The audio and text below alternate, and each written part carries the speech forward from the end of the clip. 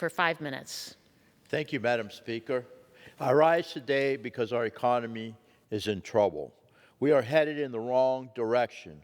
We must reverse course. My constituents are paying more today than they were a year ago for basic goods like milk, gas, and bread.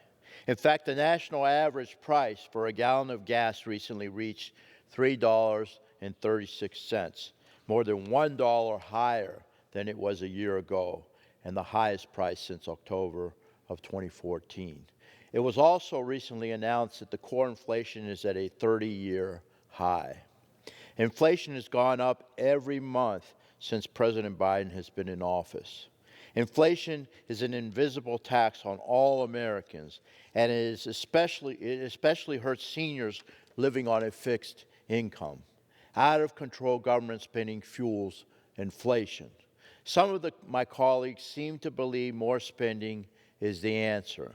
They proposed a $4.3 trillion spending plan coupled with a $1.5 trillion infrastructure package, both of which are filled with pork, unfortunately. For example, the spending bill contains billions for job training and climate careers, to create a civilian climate corps to promote the Green New Deal, to develop environmental justice initiatives for housing grants to felons convicted of domestic violence or hate crimes, to benefit, again, 10 million illegal immigrants, and $200 million for a park in San Francisco.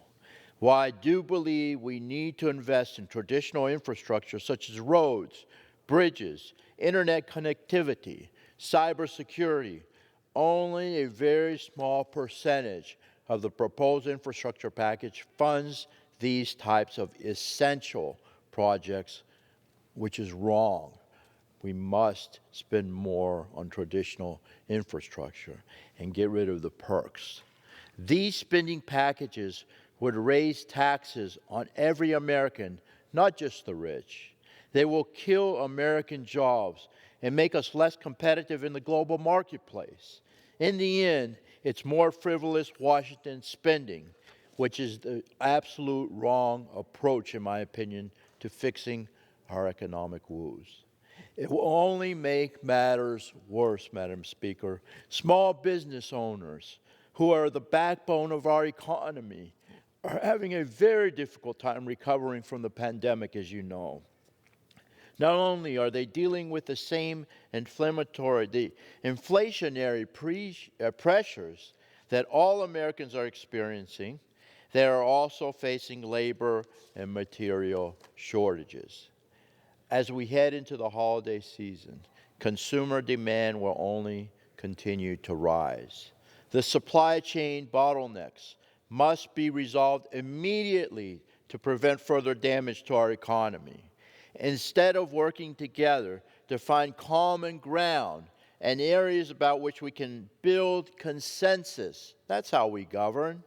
My colleagues on the left, though, seem determined to go at it alone. That's the wrong approach, Madam Speaker. They have spent weeks publicly arguing amongst themselves about how many trillions of taxpayer dollars, American taxpayer dollars, they should spend without any concern to what this out-of-control spending will do to our already struggling economy.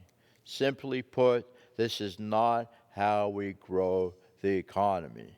This is how we grow inflation. In order to restore our way of life and renew the American dream, we must implement Trump-era economic policies that yielded unprecedented economic growth, the lowest unemployment levels for minorities in the U.S., in the history of the United States, energy independence, that's what we need, and the highest rise in middle-class wages in decades. The destructive economic policies of those on the left must be defeated. Thank you, and I yield back, Madam Speaker. The gentleman yields back.